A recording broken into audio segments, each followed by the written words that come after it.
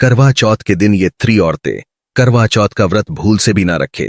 मां गौरी देती है भयंकर दंड, पूरा जीवन हो जाएगा बर्बाद। अतः कौन सी 3 औरतें को नहीं करना चाहिए, जानने के लिए वीडियो को अंत तक जरूर देखें। नमस्कार, आपका स्वागत है। दोस्तों, हिंदू पंचांग के अनुसार कार्तिक मास के कृष्ण पक्ष की चतुर्थी तिथि को करवा चौथ का व्रत रखा जाता है। इस दिन महिलाएं पति की लंबी आयु के लिए निर्जला व्रत रखती हैं। इस दिन सुबह के समय सरगी का सेवन करके व्रत रखने का संकल्प किया जाता है। इसके बाद दिन भर व्रत रखकर शाम को चंद्रमा के दर्शन करने के साथ विधिवत पूजा करके ही व्रत खोला जाता है। हिंदू धर्म में स्त्री को हमेशा से ही शक्ति का रूप माना जाता है, इसीलिए उसे यह वरदान मिला है कि वह जिस चीज के लिए भी तप करेगी उसे उसका फल अवश्य मिलेगा। हमारी पौराणिक कथाओं में सावित्री अपने पति को यमराज से वापस ले आती है, यानी स्त्री के पतिव्रता धर्म में इतनी शक्ति होती है कि वह यदि चाहे तो कुछ भी हासिल कर सकती है। इसीलिए महिलाएं करवा चौथ के व्रत के रूप में अपने पति की लंबी उम्र के लिए एक तरह से तप करती हैं। तप का मतलब होता है किसी चीज को त्यागना और किसी एक दिशा में आगे बढ़ना। पहले के जमाने में ऋषि मुनि इसीलिए तप करते थे और सिद्धि प्राप्त करते थे।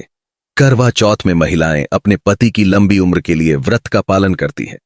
दोस्तों, चौथ का चांद हमेशा देर से निकलता है, इसीलिए यह एक तरह से महिलाओं की परीक्षा होती है कि वह अपने पति के लिए कितना त्याग कर सकती हैं।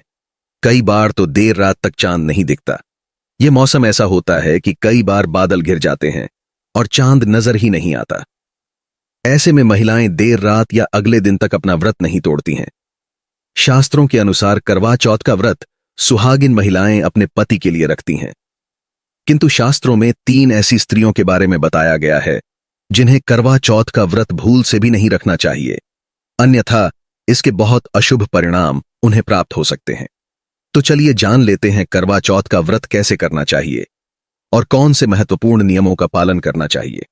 सबसे पहली बात, सुबह सूरज उगने से पहले सास अपनी बहू को सरगी देती है, जिसमें बहू के लिए कपड़े, उसके सुहाग की चीजें आदि सामग्री होती हैं। सास द्वारा दी हुई सरगी से बहू अपने व्रत की शुरुआत करती है। अगर सास साथ में नहीं है तो वह बहू को पैसे भिजवा सकती है ताकि वह अपने लिए सारा सामान खरीद सके।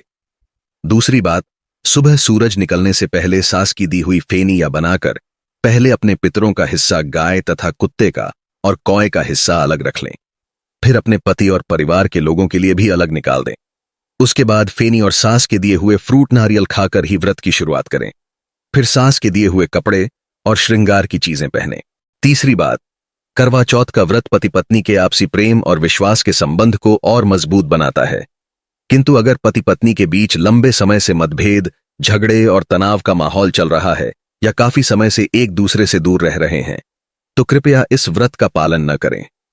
ऐसे तनाव भरे मन से व्रत रखने से व्रत का खंडन होता है, जिससे व्रत पूरा नहीं हो पाता। फल स्वरूप आपको मुश्किलों का सामना करना पड़ सकता है। पहले अपने रिश्तों को समेट लें, मन से क्रोध, गलत विचार और आपसी कलेश को दूर करें। उसके बाद ही सच्चे मन से करवा चौथ के व्रत का पालन करें। चौथी बात है दोस्तों, आज का युग काफी आगे बढ़ चुका है। कई सारे संबंध ऐसे भी हैं जो बिना शादी के साथ रह रहे हैं, जिसे हम लिव इन रिलेशन के नाम से प्रचलित कर रहे हैं। पर आपको बता दें कि शास्त्रों में ऐसे संबंध अगर स्थापित हैं तो आप करवा चौथ जैसा पावन व्रत नहीं रख सकते। शुभ कार्यों में, हवन में, गृह शांति जैसी पूजा में पति के साथ उनकी अर्धांगिनी ही भाग ले सकती है। बिना शादी की रस्मों के और वचनों के आप करवा चौथ का व्रत धारण नहीं कर सकते, यह वर्जित माना जाता है। पांचवी बात, पति के साथ होते हुए भी अगर किसी महिला का पराय पुरुष के साथ अनैतिक संबंध है या पराय पुरुष के प्रति कोई ऐसी भावना रखती है तो ऐसी महिलाओं को भी करवा चौथ का व्रत नहीं रखना चाहिए। इससे आपके जीवन और रिश्तों पर ग्रहण लग सकता है। करवा चौथ पति के प्रति समर्पण की भावना को दर्शाता है।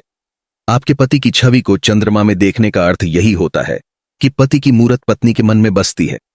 किंतु किसी महिला के मन में अगर पराये व्यक्ति के प्रति कोई ऐसी भावनाएं उत्पन्न हो रही हैं तो कृपया इस व्रत का पालन न करें, अन्यथा मां पार्वती अत्यंत रुष्ट हो जाती हैं।